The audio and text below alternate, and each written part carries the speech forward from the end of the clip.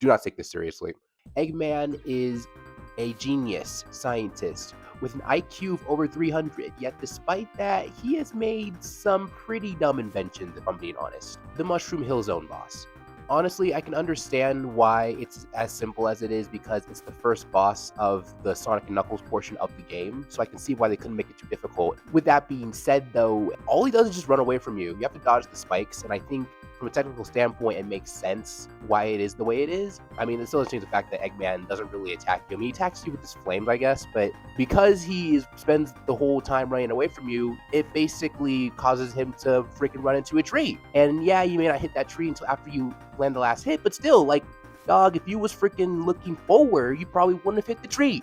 Number 6, the egg conveyor. I think it goes without saying that a lot of Sonic CD's bosses are some of the easiest in the series, and Egg Conveyor is no exception. All you gotta do is hit the column that Eggman is in, so that way it falls on the conveyor belt, you have to run the conveyor belt until it freaking wears out the freaking machine. And yes, this one's a little better than the Mushroom Hill Zone one because he is dropping spike balls over you they have to dodge, and if you're not careful, you'll hit the spikes that are in the wall too. So Eggman was a little more clever with this one, but dude, you're fighting Sonic, a hedgehog who can freaking run faster than the speed of light and sound. Like, I don't think having a freaking conveyor belt on your freaking, like, I don't think that's a good idea. Number 5, the egg bubble. The egg bubble, while having a bubble shield is cool as a concept, it doesn't make sense intellectually because first off, why would you want to give air to your nemesis? Like, you actually could have had the upper hand. You could have let Sonic drown, but you instead have the bubbles around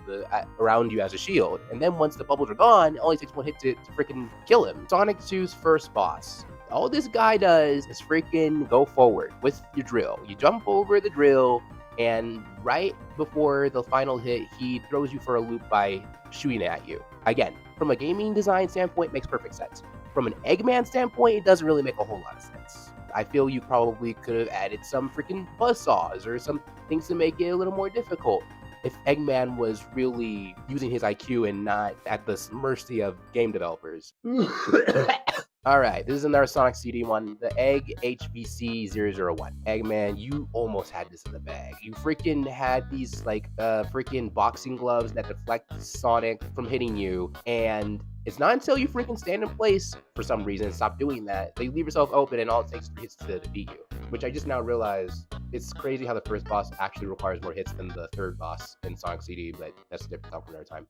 Number 2, the Flying Battery Eggman Laser Mini Boss. This is easily one of the dumbest things Eggman has ever done, and I don't even think anybody can excuse this. Like, this man blew up his ship trying to kill Sonic. How does that make sense? How does that make sense? There are so many other ways you could kill Sonic that doesn't involve blowing up your own ship. And honestly, the boss fight that follows this is actually pretty cool, and it's actually really moderately challenging. Even by Sonic 3 and Knuckles standards, you play the full game. Like, Flying Battery's boss after the laser mini boss is actually pretty difficult. It's decently challenging. Alright, I saved the best for last. The Hot Mobile from Lava Reef Zone. Eggman, you were so close.